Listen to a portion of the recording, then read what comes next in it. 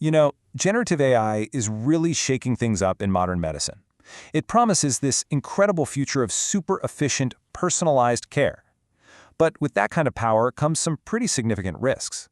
So today, we're going to break down the latest research to really get a handle on both the amazing promise and the serious peril of AI in our healthcare systems. So, let's just start with a question that hits pretty close to home. Could an AI actually help diagnose your next illness?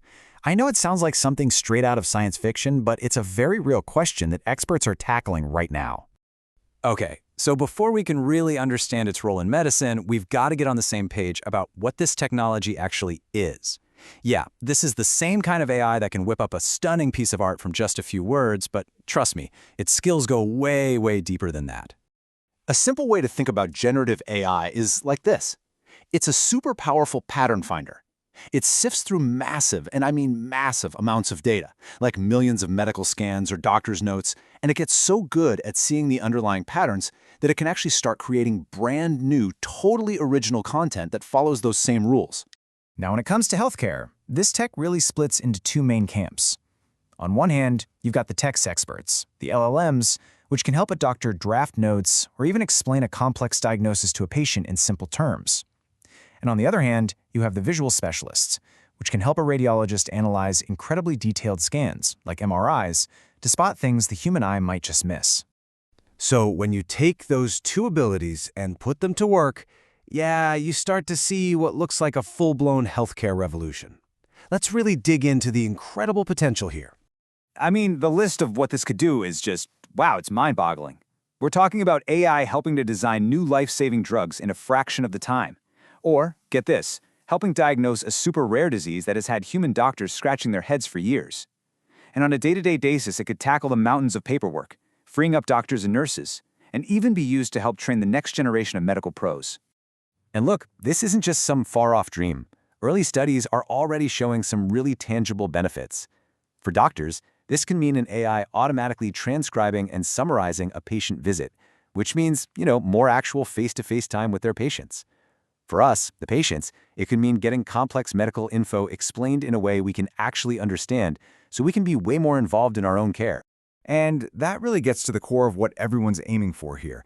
As the researchers themselves put it, the goal isn't replacement, it's all about augmentation. It's about creating this powerful partnership between the human expert and the AI tool to deliver better, more personalized care. But, and yeah, this is a huge but. With any technology this powerful, we absolutely have to slam on the brakes and be super cautious. The potential for harm is every bit as real as the potential for good. This all leads to a really critical question. When we're talking about people's lives hanging in the balance, is this tech really ready for the big leagues, for the operating room? Well, the answer right now is, it's complicated. Yeah, the list of concerns here it's long and it's serious.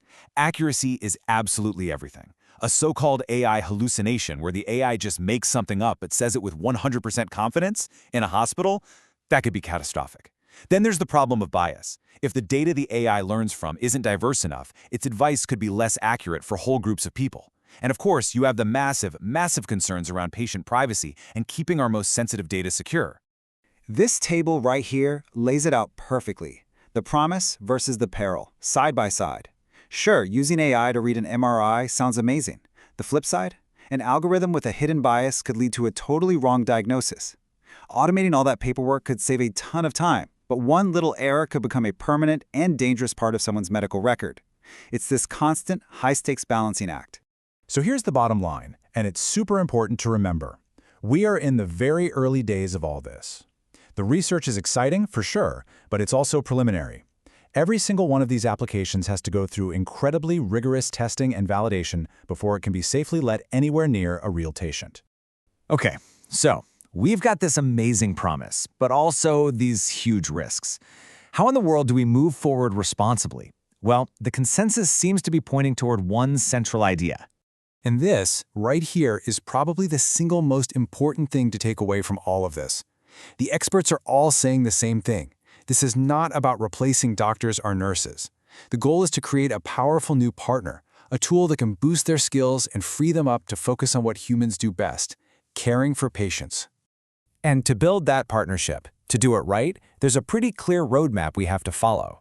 First, you need strong rules from regulatory bodies like the FDA. Second, you need transparency, so doctors can actually understand why an AI is making a certain suggestion. Third, and this is non-negotiable, you need constant human supervision. And finally, every single step has to be backed by solid, evidence-based testing. Look, if we can actually pull this off, if we can navigate this tricky path, the payoff is just huge. We're not just talking about making the system we have now a little more efficient.